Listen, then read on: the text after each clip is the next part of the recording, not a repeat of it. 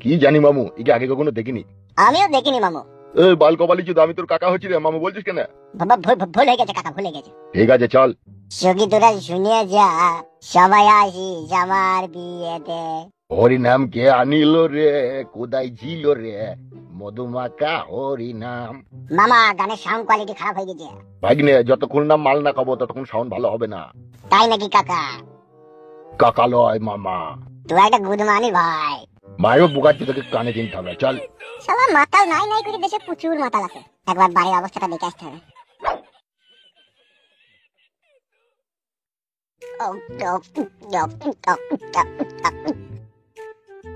মামা বল, কি বলবি? বলছি মামা একটা কথা বলবো, কিছু মনে করবি না তো? না রে, মনে করবো না, বল। বলছি মামা, মামি তো পরের মেয়ে, তোর তো কেউ হয় না, তো একদিন লিজো কেন আমাকে? ধর গোদে ভাড়া দিচ্ছি ওরা সব বাদে, তোর মামির উপরে তোর নজর গেল বুকাচ্ছি না। হ্যাঁ মামা, আমি ওই লাবিটা দেখেছিলাম কালকে। ঠিক আছে, তুই যখন আমাকে মদ গইছিস, আমি তোকে তোর মামির লাভি একবার চুমুক হয়ে দেবো, ঠিক আছে? তাহলে শোধ বোধ। না মামা, আমি একবার ভরবো। কি তুই মদ গাছিস বলে জামুন, তাই নাকি? কেন মামা, আমি তো তোকে ভালোবাসি।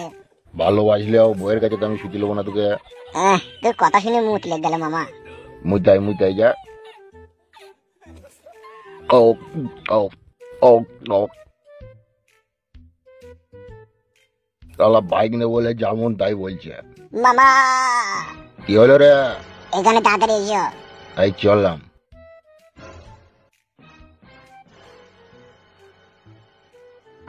ভাগিনা কি হয়েছে কি রে? কিসের খুন? আরে সর্বনাশ। মামা এ খুনকে কইলো? আমি কি করে জানবো রে কে খুন করলো? কাছে যাই না, দূর থেকে দেখ। মেয়েটাকে চিনা চিনা মনে হয়েছে মামা। তাই নাকি? হ্যাঁ গো। তাই তো রে। মামা এটা এমএলএ সাহেবের মেয়ে মনে হয়েছে না? হ্যাঁ রে ভাগ্নে, তাই তো। তাহলে কি হবে মামা? কি আর হবে, ওর বাবাকে খবর দিতে হবে। খবর দিতে গিয়ে মামা আমরা আবার ফেসে যাবো না তো? এটাও ভাগ্নে ঠিক বলেছি, তাহলে কি করবি? এখানে মামা লাশটা পড়ে থাকলে পচে গলিয়ে দুর্গন্ধ হয়ে গ্যাস করবে তো। ঠিকই বলেছিস, আমাদের মদ খাওয়া অসুবিধা হয়ে যাবে। তার চেয়ে ভালো হয় না মামা এমএলএ সাহেবকে বলে দিলে? বলে দিবি বলছিস? হ্যাঁ মামা চলো বলবো, বলো তোমার মেয়ে ওই ঘরে মরে পড়ে আছে। ঠিক আছে তাহলে চো।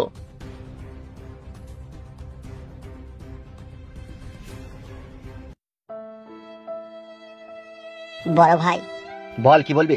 তোমার এই দুঃখের সময় কি আর বলবো, আমরাও কিছু করতে পারছি না। আমার মেয়ে শুধু ভালোই ভালোই বাড়ি ফিরে আসুক, তারপরে যেটা করব ফুটো আর কালো কুকুরের কল্পনার বাইরে। আমি কম সুইরের বাচ্চা লয়। ওরা দুজনাতে আমার মেয়েকে বাড়ি থেকে উঠিয়ে লিয়ে গিয়ে আমার পাকা ধানে মই দিয়ে দিল। আমারও নাম এমএলএ বিকাশ দত্ত। ওই পাকা ধানের উরুলে খেরে যদি ওদিকে পুড়িয়ে ছাই করতে না পারি, তবে আমার নাম এমএলএ বিকাশ দত্ত নয়। বড় ভাই বলছে ফালতু তো গোডাউনে 2-3 দিন থেকে টাঙানো আছে, তাহলে ওকে কি করবো? ও বুকাচোদাকে আড়াই টাঙানো আছে, ওখান থেকে ওকে খুলে দিবি। 500 মুড়ি আর 2 লিটার পানি দিয়ে আসবে, শুকনো মুড়ি আর পানি। বলছি ভাত মাত দেওয়া হবে না তাই লোকে? ভাত দিবি? বুকাচোদা তো বাড়ি যাবে বিরিয়ানি খাওয়া তাইলে? ভুল হয়ে গেছে বড় ভাই। মামা ওইটা বসাচ্ছে এমএলএ। কি হলো ভাই বুকাচোদারা, মদ ভাত খেয়ে গান মারাইতেছি নাকি? এখন বস টেনশনে আছে, যা বানা ঘুরে এখান থেকে। মামা এখন চিন্তায় আছে বলছি, তাহলে পাল চলো। আমরা এখানে একটা কথা বলতে এসেছিলাম। ওই মদ ভাত খেয়ে গান মারাই যাবো কাছে যা, পরে কথা হবে যখন পালা। এখন আমাদের বড় ভাই টেনশন আছে, যা। ভাগ্নে তাহলে কি করবি? পরে এসে তাহলে বলবো মামা, এখন তাহলে চলো। এই বুকাচোদারা কি হলো কি বে? এমএলএ বিকাশ দত্ত বাবু, আপনাকেই তো কথাটা বলতে এসেছিলাম। এরা কি করছে দেখুন, কথাটা তো বলতেই দিবে না আপনাকে, তাহলে আমি কি করবো? আমি চলে যাবো। কি কথা ভাই, কি কথা? মামা বলো। তুই বল না বাড়া, আমি তো মদ খেয়েছি, আমার কথা বিশ্বাস করবে না, তুই বল। মাই খাবি লাইবে, পালাবে এখান থেকে। বেশ ঠিক আছে তাহলে পালাচ্ছি, আপনাদের ভালোর জন্যই এসেছিলাম, কি আর করা যাবে, ভালো কথা তো কেউ শুনে না। ভাই ধানাই পানাই না করে কি হতে বলবি, নাহলে সারা দিকে না উদ্যম কেলাবো। মামা বলতে বলছি বলো। তুই বল না ভাগ্নে, তুই আগে আছিস, তুই বল না। হামসাফার বা হাতে করে শালা দিকে 2 চড় মারতো। কেন, আমরা তো ভালো কথা বলতে এসেছি। ভাই শালো তা বলবে। কথা হচ্ছে কি মামা বলবো? বল বল বল। ঘা কতক দে তো, গুদমানি ভাই দিয়ে ঘা কতক দে তো। না বলছি মামা, বলছি। কথা হয়েছে কি এমএলএ বাবু, আপনার মেয়েকে দেখলাম ওই ভাঙা ঘরের ভিতরে মরে পড়ে আছে। কি বলি কি বে? উরি বাপ রে, কি কথা বলছি রে, দেখ রে বে, মিচি করে না সত্যি করিবে? উরি বাবা রে। আমাদের সাথে চলো তাহলে দেখতে পাবে। কই চো, দেখছি চো। এসো।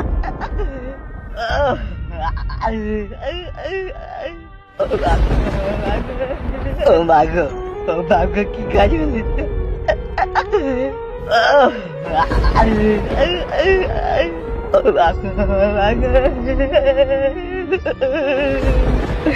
কি করে সহ্য করবো রে?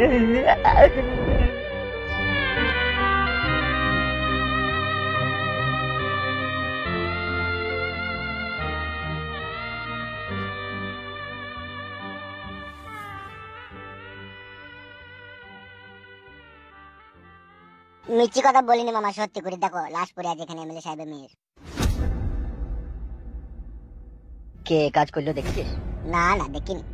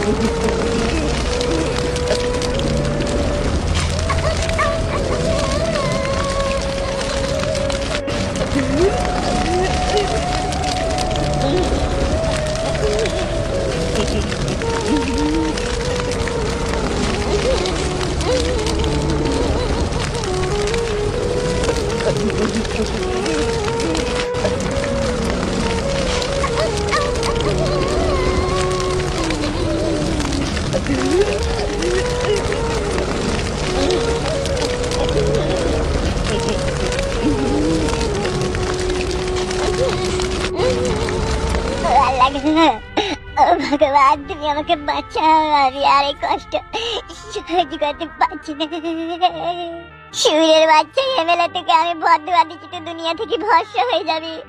তুই যেরকম আমাকে এইভাবে কষ্ট দিচ্ছিস, সুরের বাচ্চা এমএলএ বিকাশ দত্ত, মনে রাখবি ভগবান ছাড় দেয় কিন্তু ছেড়ে দেয় না। ভগবান আমাকে বাঁচা।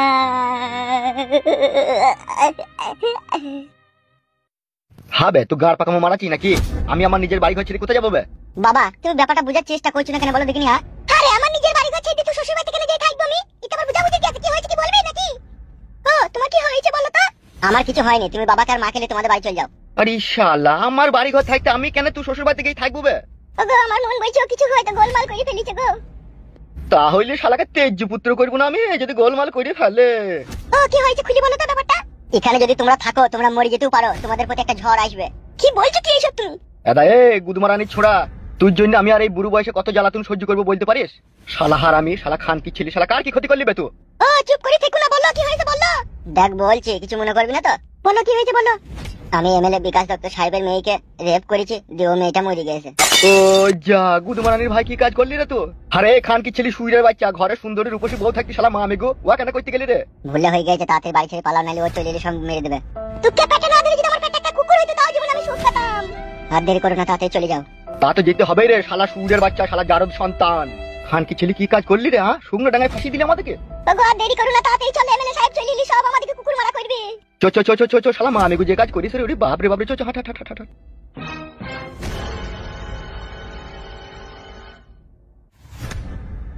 একটুকু ভুলের জন্য কি কাজ হইলো বানা? সব হইলো ওই শালা ফুটুর জন্য। আমাকে বাড়িতে থাকলে হবে না, আমাকে আড়ালে পাড়ালে লুকিয়ে লুকিয়ে থাকতে হবে।